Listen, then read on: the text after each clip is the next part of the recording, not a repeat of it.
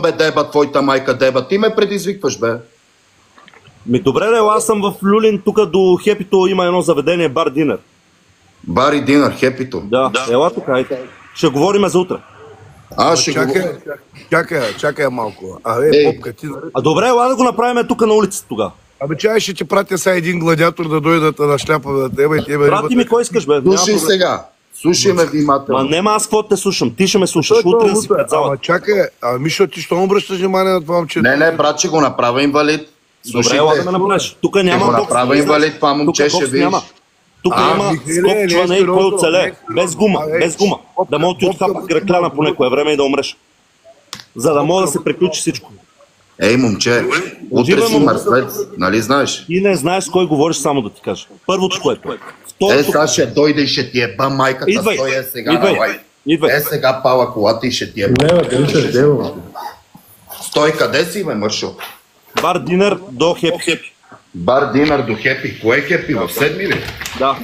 Сега ще ти еба майката, ще ти еба. Не де отива, бе, човек. Бобко. Бериша, не става, де? Бобка, ти лута се, за кого ги предизвикаш? Чули, бе, нека дойде, бе. За кого ги предизвикаш, хората?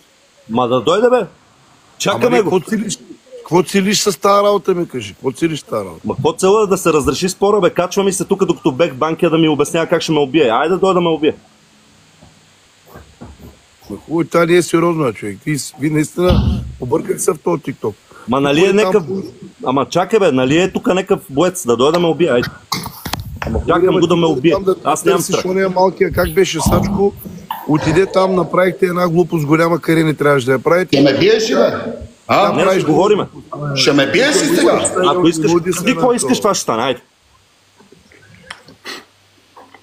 Какво искаш да правим сега? Кажи какво искаш.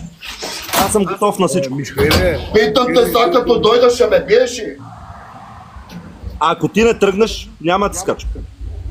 Абе, мама ти, деба. Идвай, ти ли ще ме разкарваш, бе? Не, ела, без да псуваш да седеш на маса. Ти ли ще ме разкарваш сега, ако не ти тръгнем, бе? Ти какво ме разкарваш, бе? Нали искаш бой, бе? Ела тогава, не. Ела! Това те питам, като дойдеш, излизаш и да се биеш, бе? Ама аз съм тука, бе, глупак. Ама ето, идвам да ти еба майката. Айде, идва. Ама не ти.